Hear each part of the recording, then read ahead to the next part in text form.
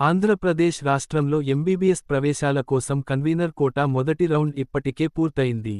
మొదటి రౌండ్లలో సీట్లు పొందిన విద్యార్థులు కళాశాలల్లో రిపోర్ట్ చేశారు.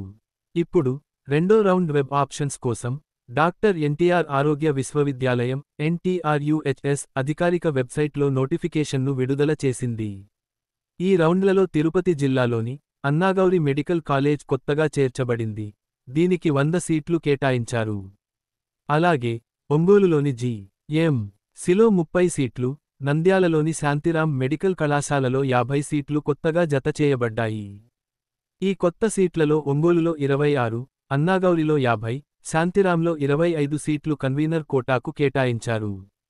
వెబ్ ఆప్షన్లు సెప్టెంబర్ 26వ తేదీ మధ్యాహ్నం 3 గంటల నుండి సెప్టెంబర్ 28వ తేదీ సాయంత్రం 6 గంటల వరకు అందుబాటులో ఉంటాయి. ఇప్పటికే వెబ్ ఆప్షన్స్ పెట్టిన విద్యార్థులు, అలాగే మొదటి రౌండ్లలో సీటు రాని విద్యార్థులు ఈ కొత్త కాలేజీలను తమ ప్రిఫరెన్స్ లిస్ట్లో యాడ్ చేసుకోవచ్చు.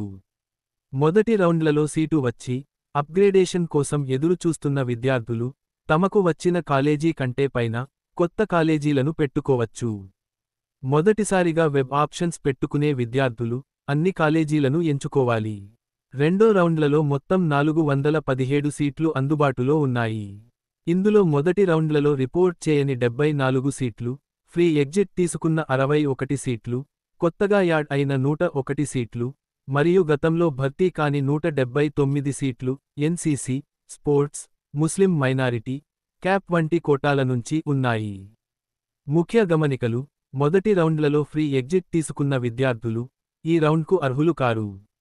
అలాగే మొదటి రౌండ్లలో సీటు వచ్చి రిపోర్ట్ చేయని విద్యార్థులు ఈ కొత్త కాలేజీని తీసుకోవడానికి తమ లాగిన్ వివరాలతో విల్లింగ్నెస్ను తెలియజేయాలి. ఒకవేళ మొదటి రౌండ్లలో సీటు వచ్చి రీటెన్ ఆప్షన్ ఎంచుకున్న విద్యార్థులు కూడా ఈ కొత్త కాలేజీని కావాలనుకుంటే లాగిన్ అయ్యి తమ విల్లింగ్నెస్ను తెలియజేయవచ్చు. లేనిపక్షంలో వారు ఈ ప్రాసెస్లో పాల్గొనాల్సిన అవసరం లేదు.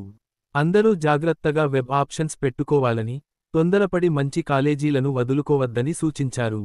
ఏదైనా సందేహాలు ఉంటే టెలిగ్రామ్ గ్రూపులో లేదా పెయిడ్ సర్వీసుల కోసం ఇచ్చిన మొబైల్ నెంబర్ను సంప్రదించవచ్చు.